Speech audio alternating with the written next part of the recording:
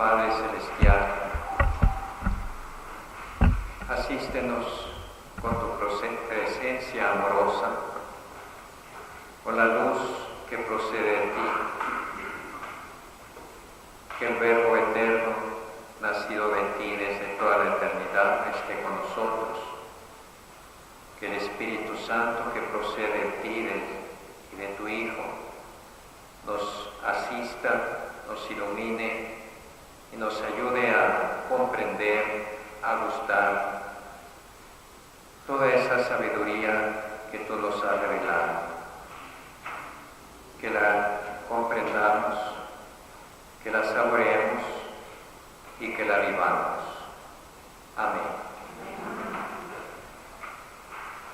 Bien, recuerden que estamos en la primera parte del catecismo, que es la profesión de fe.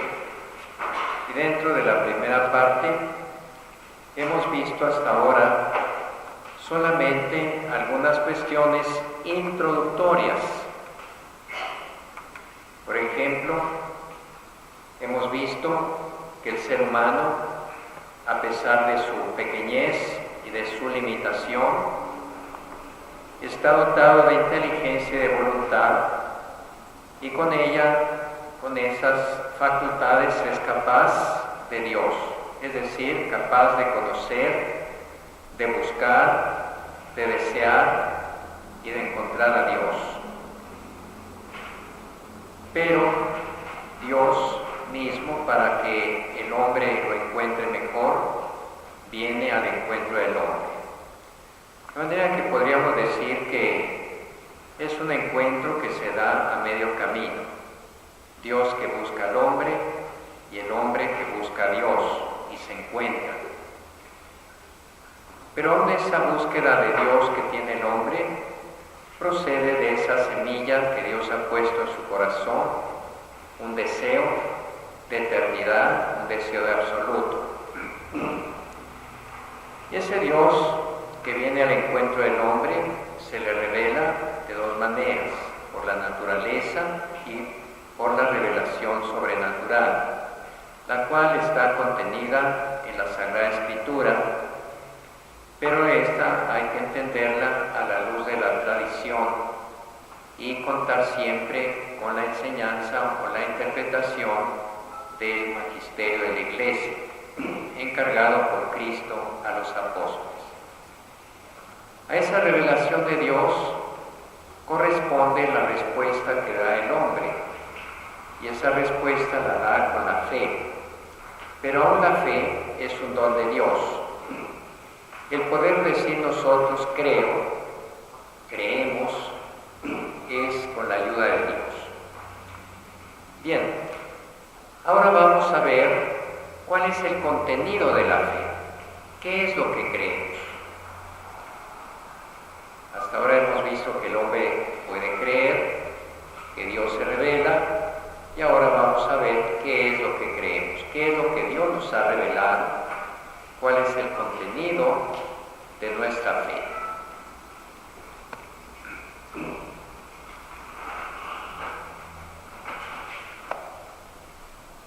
Ese contenido de nuestra fe, que se encuentra en la Sagrada Escritura, iluminada o entendida a la luz de la tradición, se transmite y se expresa a través de los símbolos de la fe.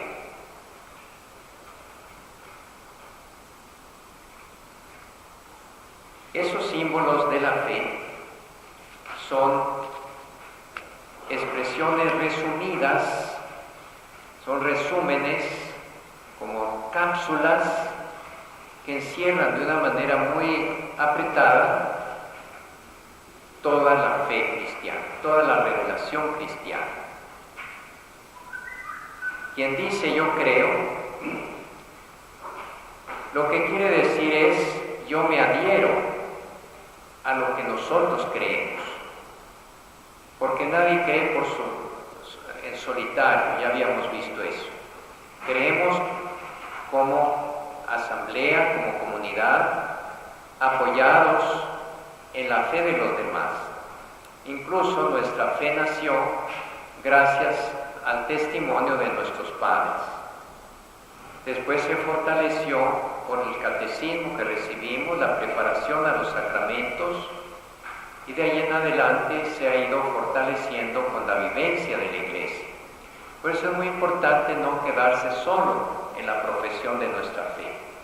La fe de los demás me ayuda, me aclara, me fortalece, mientras que el que se queda solo, pues se queda al vaivén de su volubilidad. Todos somos volubles, cambiamos, y no tenemos en qué apoyar.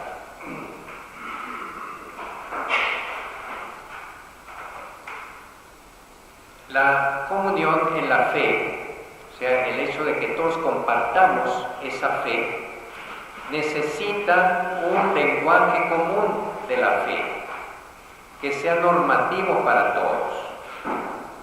Bueno, finalmente, ¿en qué creemos? Tenemos que ponernos de acuerdo, tenemos que saber qué es lo que creemos y no solo lo que cada quien cree. Lo que cada quien cree, bueno, pues allá él, ¿verdad? Cada quien cree a su manera, a su gusto, que desgraciadamente es lo que ahora se tiende a hacer. Pero no, el católico es parte de una comunidad de fe y comparte la fe con los demás.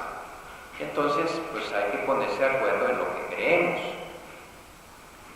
Desde su origen, la Iglesia apostólica, la Iglesia, cuando vivían los apóstoles, expresó y transmitió su propia fe en fórmulas breves y normativas para todos. Y pronto se recogieron esas fórmulas, se expresaron y se aprendieron de memoria. Fíjense bien lo que dice un gran catequista del siglo III, del siglo IV, San Cirilo de Jerusalén. Esta síntesis de la fe no ha sido hecha según las opiniones humanas, sino que de toda la Escritura ha sido recogido lo que hay en ella de más importante, para dar en su integridad la única enseñanza de la fe. Fíjense, como el grano de mostaza, que es tan pequeñito, dice San Cirilo, contienen un grano muy pequeño, gran número de ramas, de igual modo este resumen de la fe encierra en pocas palabras todo el conocimiento de la verdadera piedad contenida en el Antiguo y en el Nuevo Testamento. Es una síntesis de la fe. Porque muchos leen la Biblia y dicen, ay caray, pues qué es aquí lo principal, qué es lo secundario, qué es lo que debo creer, ya no sé qué, después de leer tanto ya no sé ni qué, o la Iglesia enseña tantas cosas. Como aquel escriba que se le acercó a Jesús y le preguntó, Maestro, ¿cuál es el más grande de los mandamientos?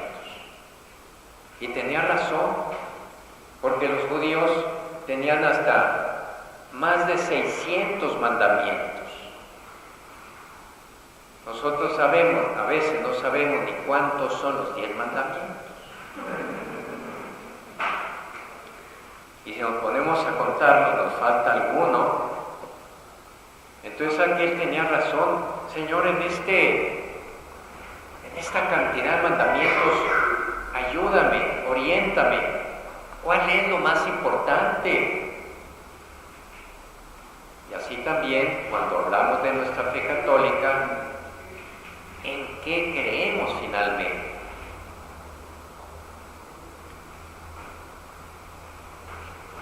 Esa síntesis de la fe se llaman profesiones de fe o símbolos de la fe, o también le llamamos credos. El credo. Una expresión muy antigua que viene del griego es símbolos de la fe. Símbolo era una pieza partida en dos partes y uno conservaba una parte y el otro otra, de manera que si quería ser reconocido decía: a ver, enséñame tu parte que tú tienes, a ver si encaja, para decir quién eres, de dónde vienes. Algo así como nuestras contraseñas. Ahora son más bien las contraseñas las que usamos. Uno no puede entrar en su celular si tiene nadie puede entrar si no tiene mi contraseña. Entonces, fíjense bien cómo el símbolo, el credo, es como saber si tú, que vienes de otro país, voy a saber si perteneces a la misma iglesia que yo, si crees en lo que yo creo, y entonces recítame el credo. Y así sabemos en qué terreno pisamos y si nos entendemos.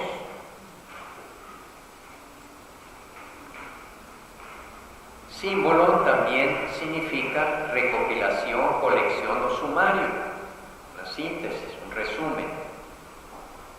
O sea que es la recopilación de las principales verdades de la fe. O como dice San Cirilo, todo lo que hay en el Antiguo y en el Nuevo Testamento te lo doy en esta cápsula.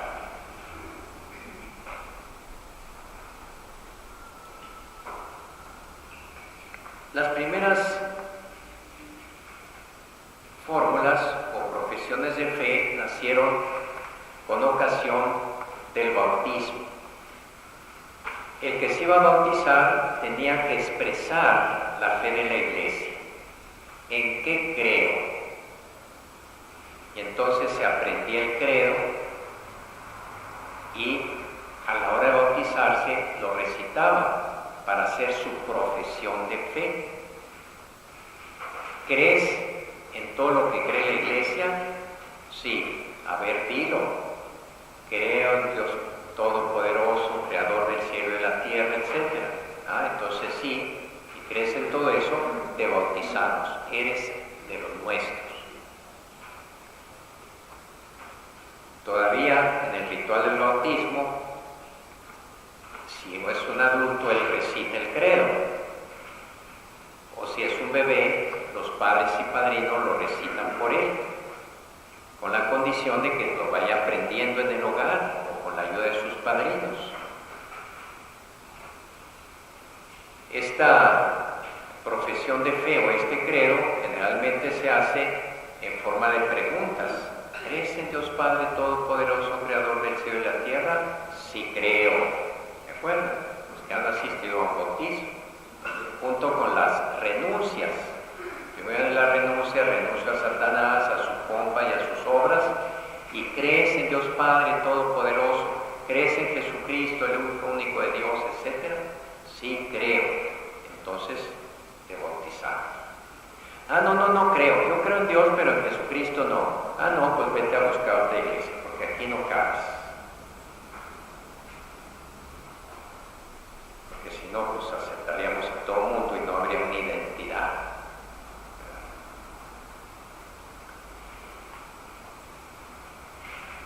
Entonces la primera profesión de fe se hace en el bautismo. El símbolo de la fe es ante todo un símbolo bautismal, puesto que el bautismo es dado en el nombre del Padre y del Hijo y del Espíritu Santo.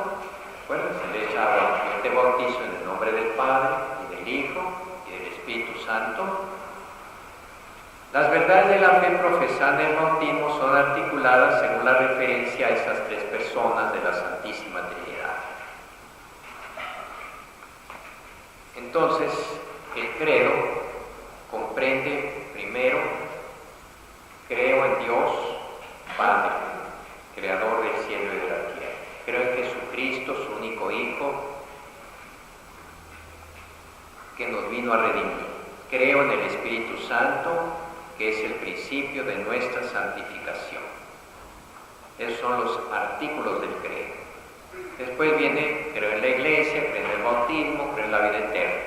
Pero principalmente creo en Dios, un solo Dios, que es Padre, que es Hijo y que es Espíritu Santo. A lo largo de la historia de la Iglesia se han compuesto muchos credos. Hay un credo de 1968 que les recomiendo mucho, es una síntesis de nuestra fe, no es tan cortita como las que usamos en la misa, es el símbolo de la fe, el credo que se llama del pueblo de Dios, propuesto por el Papa Pablo VI en 1968, que pueden buscar en internet, Credo del pueblo de Dios de Pablo VI. Es una hermosa síntesis de nuestra fe.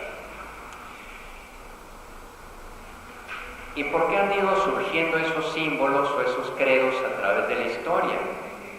Generalmente, parte del bautismo, surgen en momentos de confusión, cuando la fe como que se hace así medio aguada y ya uno muchas veces no sabe ni lo que cree, porque este es una cosa, que dice otra, que le enseñó tal cosa, y entonces la Iglesia dice momento, vamos a recapitular nuestra fe. Lanza una fórmula, hay muchas, como dice aquí, está el símbolo, el cuicunque, o llamado de San Atanasio, las profesiones de fe de ciertos concilios, como el de Toledo, el de Letrán, el de León, el de Trento, o de ciertos papas, como la Fides Damasi, la fe del Papa Dámaso, o el credo del pueblo de Dios del Papa Pablo VI. Todos esos credos dicen lo mismo, pero a veces lo dicen de diferente manera, o más bien explicitando un poquito más unos que otros. Como les digo, el credo de Pablo VI es más largo. Entre todos los símbolos de la fe, o credos, dos ocupan un lugar muy particular en la vida de la Iglesia. Uno que se llama el credo de los apóstoles, o símbolo de los apóstoles, y el credo de Nicea-Constantinopla, o Niceno-Constantino-Politano. El credo de los apóstoles no es que lo redactaran los apóstoles, pero se escribió en épocas muy cercanas a los apóstoles, posiblemente viviendo todavía San Pedro, se escribió en Roma, y era la fórmula que se usaba en la Iglesia de Roma a finales del siglo I, del siglo II y de ahí en adelante, en el bautismo en la Iglesia de Roma. Es el que usamos nosotros, que aprendimos en el catecismo, y que se puede usar alternado, a veces uno y a veces otro, en la misa los domingos, en las fiestas. Recuerdan que en las misas, domingo, y en las fiestas entre semana, siempre rezamos el credo, o recitamos el credo. Pues bien, recitamos generalmente el de Nicea-Constantinopla, o bien también se puede el credo de los apóstoles. Sobre todo en misas de niños, pues es mejor el credo de los apóstoles. El credo de Nicea-Constantinopla se llama así porque es un credo que se formuló en el primer concilio ecuménico llamado de Nicea, porque se celebró en una ciudad de Asia Menor, que hoy es Turquía, llamada Nicea.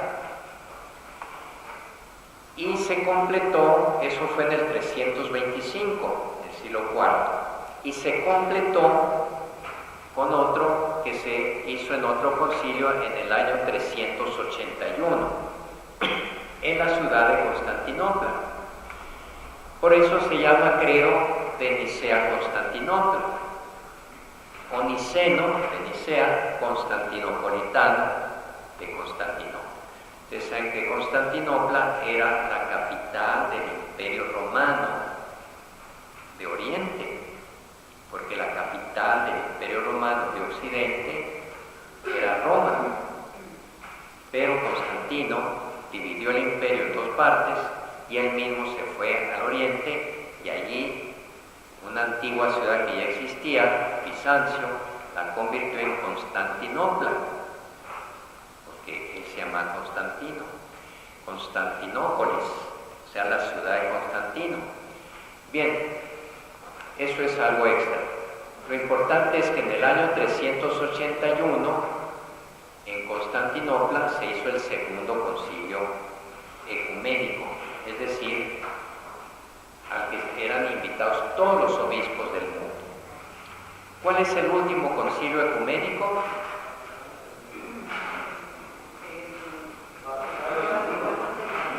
El Concilio Vaticano II, al que asistieron en principio, algunos no pudieron por achaques o porque están en cárceles comunistas o en países que no los dejan salir, pero asistieron todos los obispos del mundo. Allá en aquellos tiempos no había tantos. Y los concilios generalmente se convocan a propósito de algún problema o de algún objetivo específico. El concilio de Nicea se convocó para responder a una herejía que había propalado un señor que se llamaba Arrio, que comenzó a negar que el Verbo, que Cristo, fuera Dios. Decía, no era Dios, era una criatura de Dios, muy sublime, muy grande, está entre los hombres y Dios, era como el instrumento que le sirvió para crear todo, pero no es Dios. Hoy hay una herejía muy conocida que repite la herejía de Arrio. ¿Cómo se llama? Los testigos de Jehová son arrianos o neoarrianos. Fíjense cómo no hay nada nuevo bajo el sol. Está difícil que ustedes si quisieran inventar una nueva herejía, les costaría mucho trabajo porque ya se han inventado todas a través de los 20 siglos. Bueno, pues Arrio comenzó a decir eso y a propalar esa herejía. Tenía ya muchos seguidores y los obispos dijeron, pues ¿qué vamos a hacer? Vamos a reunirnos en el concilio para ver qué respondemos a Arrio. Entonces, recogiendo su fe, la fe que la Iglesia profesaba acerca de Jesús, desde el siglo, eso estamos en el siglo IV, desde el siglo III, el siglo II, desde el siglo I, entonces formularon este credo que dice así, en lo relacionado con el Verbo, dice, creo en un solo Señor, Jesucristo. Ya no, solo al decir un solo Señor, está hablando de que es Dios, porque no hay más que un solo Señor. El Padre, el Hijo y el Espíritu Santo no son tres señores, es un solo Señor. Hijo único de Dios, nacido del Padre antes de todos los siglos, o sea, de toda la eternidad. El Padre nunca fue no Padre, ni el Hijo fue no Hijo. O sea, en ningún momento no existió, sino que Dios es eterno y dentro de la eternidad el Padre engendra al Hijo. Dios de Dios, luz de luz, Dios verdadero de Dios verdadero, engendrado. O sea, salió de la misma naturaleza del Padre, por lo tanto es la misma naturaleza del Padre, no creado por las criaturas. Por Él fue todo hecho, y por nosotros los hombres y por nuestra salvación bajó del cielo. Entonces, con esa fórmula rechazaron la herejía de Arrio. El Verbo que se hizo carne es verdadero Dios. Luego, por obra del Espíritu Santo, nació de la Virgen, por versión muerta, bajo Poncio Pilato, etcétera, etcétera. Entonces, ese es el concilio Nicea y el credo de Nicea. Pero después, pasando unos años, también derivación de la herejía arriana, que no crean que se acabó con ese concilio, siguió mucho tiempo antes de desaparecer y por lo visto no ha desaparecido todavía. Otro hereje macedonio comenzó a enseñar que el Espíritu Santo no es Dios. Y entonces otra de los obispos de la Iglesia Católica se reunieron conmocionados, dijeron: ¿qué vamos a hacer con este hereje? Está difundiendo un error. Y allí en ese segundo concilio ecuménico de Constantinopla, segundo ecuménico, primero en Constantinopla, se formuló, se añadió, se completó el credo de Nicea con estas palabras: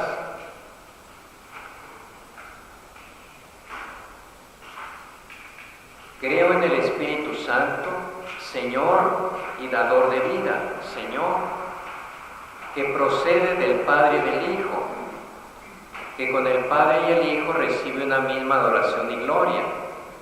Recibe una misma adoración y gloria. O sea, están afirmando la divinidad de Cristo.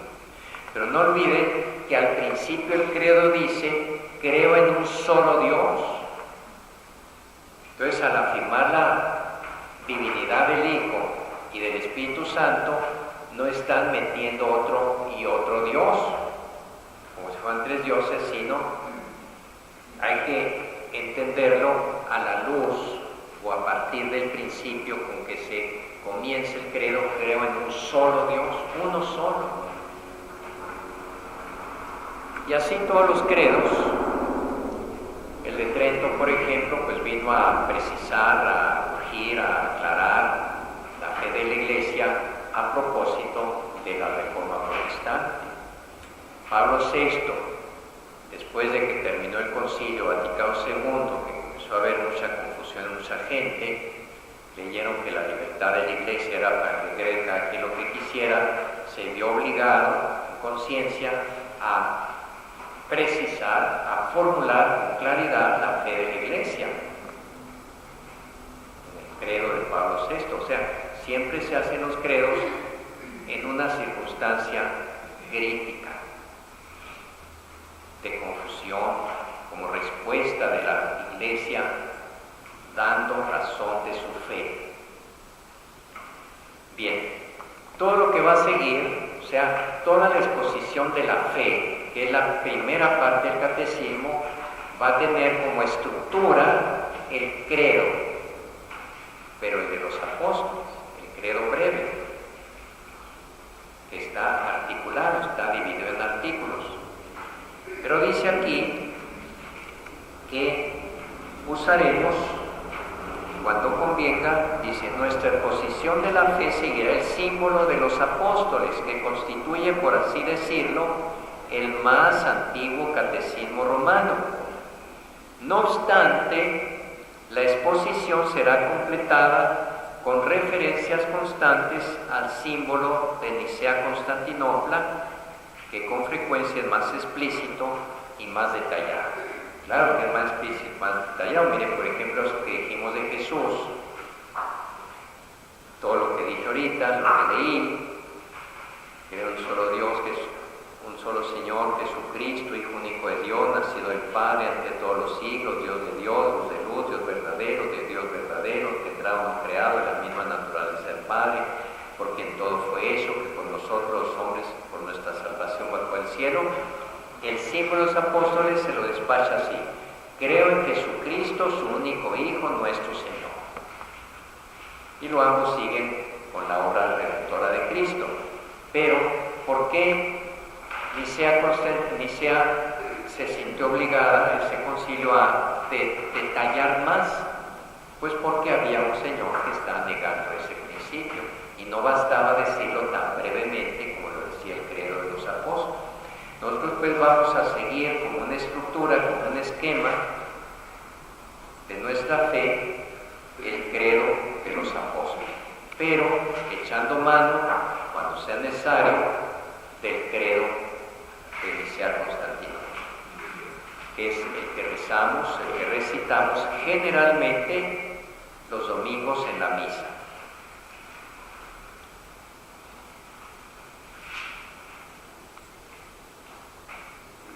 Como en el día de nuestro bautismo, cuando toda nuestra vida fue confiada a la regla de doctrina, como dice Romanos, acogemos el símbolo de esta fe nuestra que da la vida. Fíjense, recitar con fe el credo es entrar en comunión con Dios Padre, Hijo y Espíritu Santo. Es entrar también en comunión con toda la Iglesia que nos transmite la fe y en el seno de la cual creemos. Qué bonito que cuando en los domingos estamos recitando el credo en español, alguien lo está recitando ese mismo domingo en chino, en ruso, en francés, en griego, en alemán, en suajili y en cualquier lengua y dialecto que hay en el mundo. En todo el mundo, en ese momento, la Iglesia entera está profesando públicamente su fe. Muchas lenguas, pero un solo contenido, un solo sentido. De manera que si ustedes de turistas van a Hong Kong o van a Islandia y el domingo van a misa, van a recitar junto con aquellas personas la misma fe.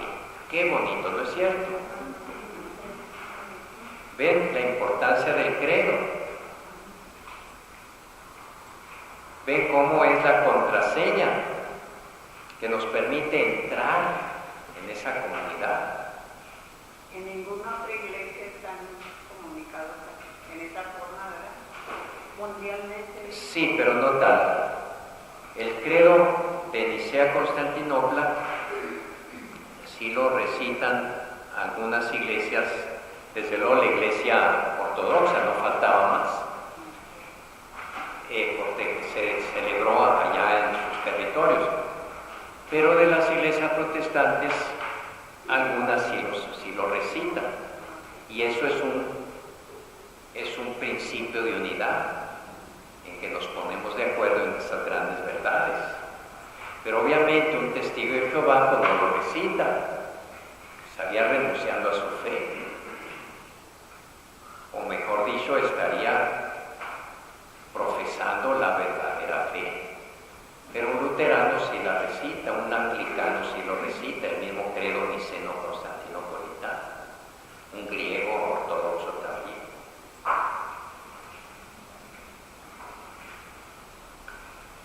Bien, vamos pues a entrar en el primer artículo del credo. Creo en Dios Padre, Todopoderoso, Creador del cielo y de la tierra. Nuestra profesión de fe comienza por Dios, porque Dios es el primero y el último, el principio y el fin de todo. El credo comienza por Dios Padre, porque el Padre es la primera persona divina de la Santísima Trinidad. Y decir creo en Dios es partir desde el principio, porque toda nuestra fe tiene su referencia a Dios. Si creemos en Jesucristo, básicamente creemos que es un hombre como nosotros, pero que es Dios. Si creemos en el Espíritu Santo, confiamos en Él, le pedimos que nos ilumine, es porque creemos que es Dios. Si creemos en la Iglesia, es porque Dios en Cristo la ha fundado como el lugar donde nos vamos a salvar. El hombre mismo tiene su referencia a Dios, pues como hemos dicho ya muchas veces, el hombre naturalmente tiende a Dios y busca la salvación, y la salvación está en Dios. ¿verdad? Sin el concepto de Dios, sin la fe en Dios, no se puede entender ni siquiera el hombre. Por eso no nos ponemos de acuerdo. Estos días se están hablando de cuántos abortos ha habido en México, en la Ciudad de México, desde que se implantó legalmente el aborto. Son miles y miles, creo que son, no me acuerdo, ahí me llegó ahorita por WhatsApp. ¿Por qué unos tienen esa visión del hombre y nosotros otra? Porque nosotros creemos que Dios creó al hombre. Si no creemos que Dios creó al hombre, pues el hombre se las arregla como quiera, y él mismo es la regla del bien y del mal, que fue el pecado de Adán. Rechazó a Dios y dijo: yo soy Dios para mí mismo, yo voy a decir lo que es bueno y lo que es malo. Y la asamblea del DF, como un nuevo Adán pecador, decidió que el aborto podía ser legal. Y entonces se abrieron las puertas del infierno. Cuando dicen: en estos últimos 10 años, en este sexenio ha habido tantos muertos por el crimen, debían de añadir los muertos por el aborto, ¿no es cierto? Verán cómo son muchos más. Y eso nadie los tome en cuenta. Niños preciosos que podrían haber nacido con solo dejarlos que siguieran creciendo, porque era cuestión de tiempo, y existían. Entonces, cuando se les deja en su proceso natural, porque ya existen en el seno de la mamá, aunque sea en una etapa primitiva, pero que ya está fecundada la célula, ya no es más que crecer, echar una mano para acá, un brazo para acá, la cabeza, luego, ¿verdad? Y sale el bebé. Supriman ese producto, como dicen ahora. Pues no nace el bebé. Entonces, ¿a quién mataron? Pues a un ser humano. ¿Por qué cuando hacen las estadísticas de tantos muertos, por qué no incluyen a ellos? Los derechos humanos, por ejemplo, ¿en qué se basan los que no creen en Dios para afirmar los derechos humanos? Claro que reconocen que hay derechos humanos, pero es como una especie de locura en que cada quien habla de los derechos humanos como se le ocurre. Ya ni siquiera las palabras significan lo que deben significar, porque hablan de los derechos humanos de la mujer y por lo tanto se le permite abortar sin tomar en cuenta los derechos humanos del hijo que ya trae en su seno. ¿En qué basamos nosotros los derechos humanos? En que Dios nos creó. Por eso les decía que una visión justa, completa del hombre tiene necesariamente una referencia a Dios que lo creó, hecho a su imagen y semejanza. Y si creemos que el Hijo de Dios se hizo hombre, el Verbo se encarnó en el seno de María, ¿cuándo celebramos esa encarnación? ¿En Navidad? No, en la Anunciación.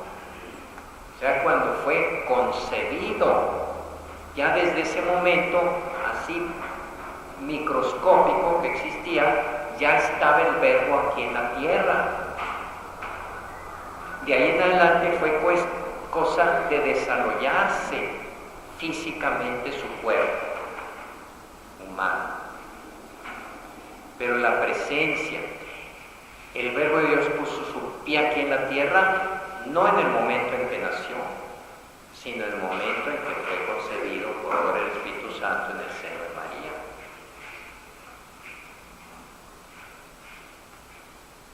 Tanto así que Isabel, cuando recibió la visita de María, que tenía apenas un poquito de embarazada, le dijo: ¿de dónde a mí que la madre de mi Señor venga a ver? Cualquiera de estos se diría: ¿cuál Señor? Pues si todavía ni es un ser humano, es un producto. Es como un conjunto de células de la mamá. Entonces, los derechos humanos mismos no se pueden concebir, entender en un contexto en el que se niegue a Dios. Muchas veces el ateísmo dice: para que el hombre exista hay que negar a Dios, porque Dios acaba con el hombre. Nosotros decimos: no, para que el hombre exista hay que afirmar la existencia de Dios, porque es la que nos asegura que el hombre es algo grande. Fue creado por Dios, redimido por Dios y destinado a la gloria de Dios. Por eso dice Ateneo: la gloria de Dios es que el hombre viva.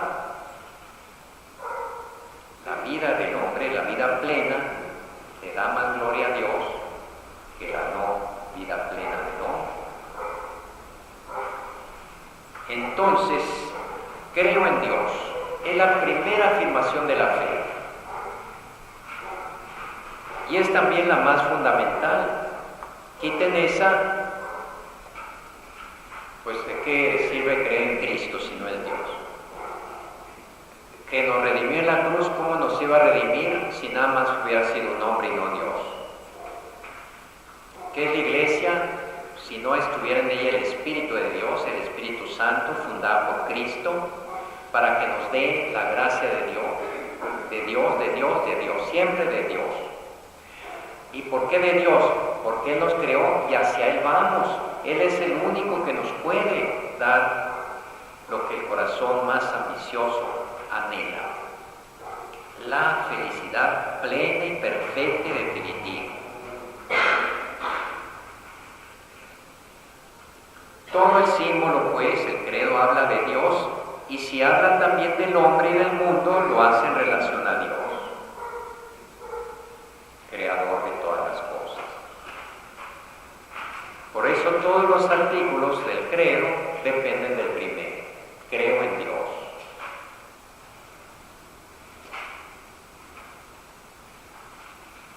Por eso los fieles hacen primero profesión de creer en Dios. Pero no solo creo en Dios, creo en un solo Dios.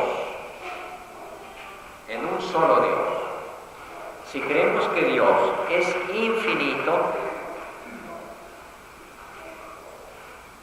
no podemos creer que pueda haber dos dioses, porque entonces ya no tenemos la misma idea de Dios que tienen los politeístas, donde en el universo caben 2, 3, 5, 10 o miles, como dice el hinduismo. Hagan de cuenta un contenedor, lo que sea, una olla, donde ustedes la rellenan de algo. Es una comparación muy burda la que voy a hacer, pero algo nos dirá. Ya una vez que le echen todo ese contenido, ya no le pueden echar otra cosa, porque ya está llena de eso. Por ejemplo, un contenedor le vacían, ya que hablamos de Dios, si quieren que se acerque más a lo noble, le vacían un caldero de oro fundido hasta que se llene esa olla de fierro. ¿Qué más le pueden echar a ella? Si Dios llena todo, si es infinito, no hay dos, porque uno limitaría al otro, ¿no es cierto? Uno limitaría al otro, y es lo que nos pasa a nosotros. Somos limitados y decimos: mi libertad alcanza hasta donde está tu libertad. Mi libertad no es absoluta, porque estamos muchos, pero Dios es absoluto, eterno, tiempo y infinito en su presencia en todo y lo llena todo. Si lo llena todo, no puede haber nada más que Él.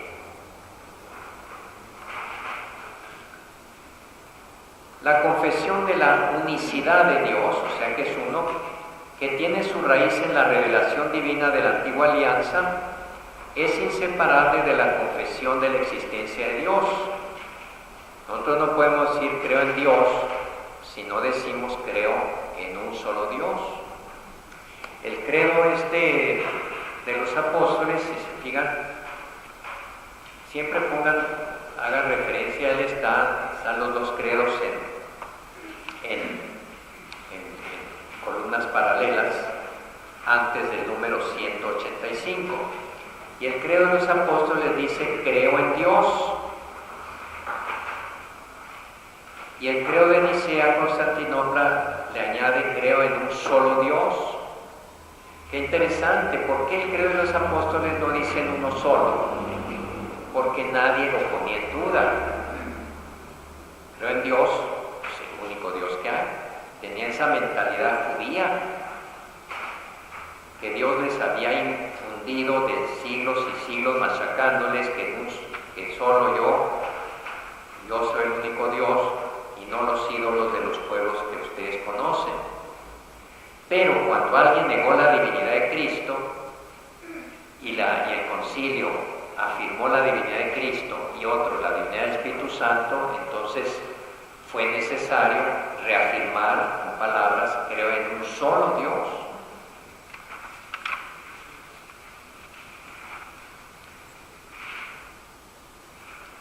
A Israel, su elegido, Dios se reveló como el único.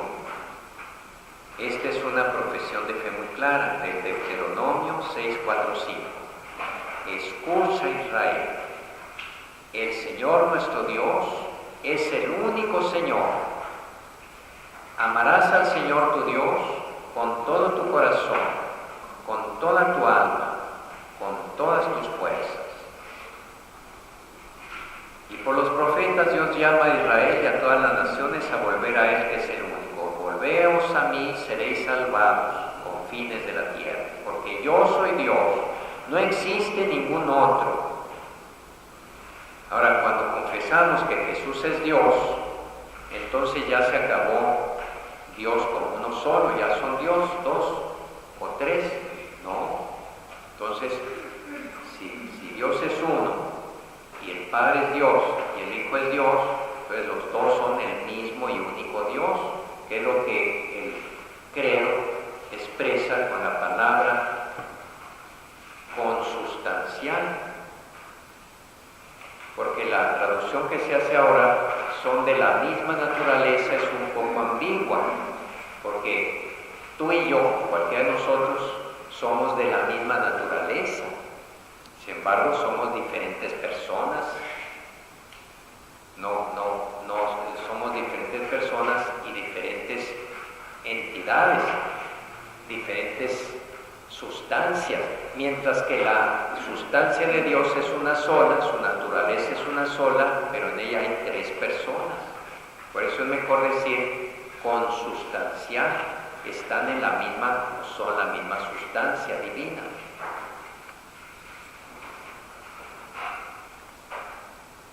Jesús mismo confirma que Dios es el único Señor y que es preciso amarle con todo el corazón, con todo el alma, con todo el espíritu y todas las fuerzas. Cuando le contestó a un escriba que le preguntaba cuál es el primero de los mandamientos. Pero deja al mismo tiempo entender que Él mismo es Señor. Esto lo vamos a desarrollar un poquito más cuando hablemos de la Trinidad. Confesar que Jesús es Señor es propio de la fe cristiana. Confesar que no hay más que un solo Dios nos hace una confesión común con los judíos. De ellos heredamos la fe en un solo Dios. Pero a su vez nosotros, o mejor dicho, los judíos se separan de nosotros al afirmar que Jesús es ese Dios en que ellos creían como único Dios, Yahvé. Decimos nosotros, pues ese Dios es Jesús, pero ahí el Padre ya es el Hijo.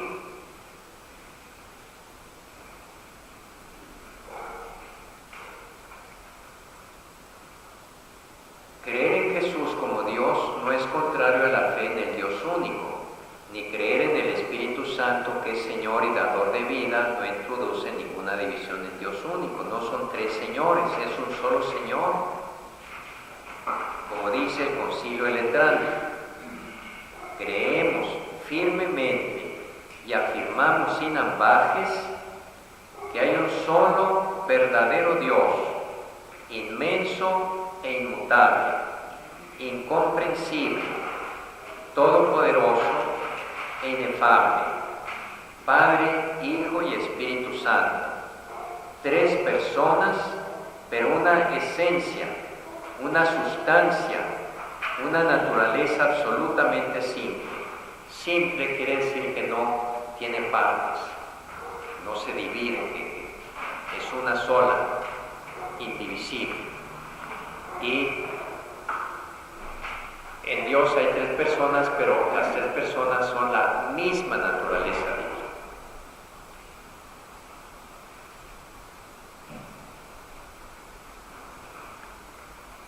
Ese tema es interesante. Dice, Dios revela su nombre. A su pueblo Dios, Israel, Dios se reveló dándole a conocer su nombre. Porque para Israel el nombre expresa la esencia, la identidad de la persona, el sentido de la vida. Dios tiene un nombre. Por eso cuando Moisés vio una zarza ardiendo allá en el monte Sinaí y dijo, ay caray, ¿qué es esto? Y oyó una voz que dijo, quítate las sandalias porque el suelo que estás pisando es santo, lo estoy santificando yo, Dios, con mi presencia aquí en este monte. Ya le dijo que fuera, que lo nombraba encargado de ir a liberar al pueblo. He oído el grito de angustia de mi pueblo, la aflicción del pueblo esclavizado por los judíos, este pueblo que yo formé con Abraham, ya mira cómo me lo tiene, por eso yo me he acordado de ellos, te quiero mandar para que los liberes. Y Moisés le dijo, pues está bien, pero si me preguntan quién me manda, quién me envía, ¿qué les voy a decir? Y tenía toda la razón. Entonces le dice, ¿cómo te llamas? ¿Quién eres? Porque Moisés, pues sí era judío, pero era egipcio también. Yo creo que el pobre andaba entre los dioses egipcios y el Dios de Israel. Y acá comprende que es el Dios único de su pueblo. Ahí adquiere conciencia que él es judío. ¿Se acuerdan que se formó en la corte de los egipcios? Lo rescató del agua la hija del faraón. Y entonces Dios le revela su nombre y al mismo tiempo no se lo revela. ¿En qué sentido se lo revela y no se lo revela? Se lo revela en cuanto le dice, me llamo así, pero ese nombre realmente no es su nombre, es la esencia misma de Dios. Dice, yo soy el que es, el que tiene el ser por sí mismo, el que no procede ni depende de nadie. Yo soy el ser absoluto, eterno. Yo soy el que soy. Y así Dios le revela un nombre misterioso que de ahí en adelante, aunque era una expresión verbal, los judíos no quisieron jamás pronunciar. Porque uno de los mandamientos de Moisés dice, no pronunciarás en vano el nombre de Dios. Y ellos, para no arriesgarse, mejor no lo decían de ninguna manera. No lo vayan a decir en vano. Y nosotros tan fácil que decimos Dios para todo.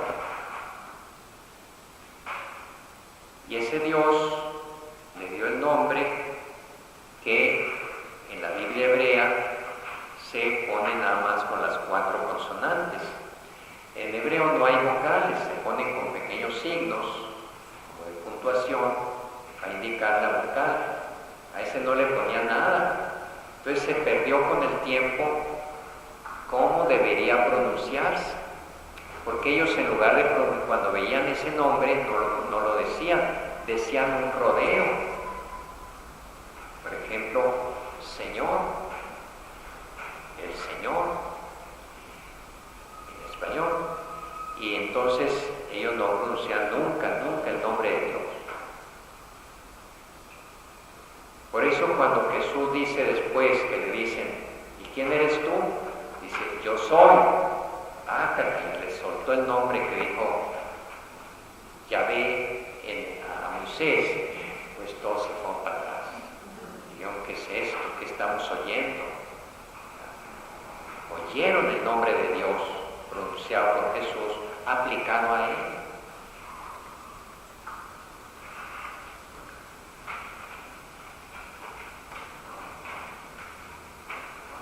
Los testigos de Jehová se basan la mayor parte de su fuerza en que ellos reivindican, renuevan, ponen en circulación el verdadero nombre de Dios, que ya nosotros dice que no lo decimos. Y según ellos es Jehová. O sea, esas 4 letras, o el tetragramaton, 4 letras, le ponen vocales y la pronuncian Jehová. Pero no es que nomás los testigos. Ustedes lean cualquier Biblia católica antigua y también dice Jehová. O protestante dice Jehová. Porque siempre que se le quiso poner letras vocales a ese nombre se le puso Jehová. Pero ya después el avance de los estudios bíblicos ya fueron los eruditos viendo que no estaba bien pronunciar el nombre y ahora dicen lo más cercano es Yahvé. Lo que los testigos de Jehová, y ahora sí están ellos en aprieto porque tanto se agarraron de ese dogma principal de ellos, su fe central, que es el nombre de Dios, y resulta que los eruditos dicen que está equivocado, pues ahora ¿qué van a hacer? ¿Van a cambiar de nombre a Dios? ¿O testigos de Yahvé? Lo que sí deberían de ver es que en Filipenses Jesús recibe el nombre que está sobre todo nombre. Jesús lo recibe. Es el nombre de Señor. Pero recuerden que los hebreos, para no pronunciar el nombre de Yahvé, decían Señor. Y entonces a Jesús le llaman Señor.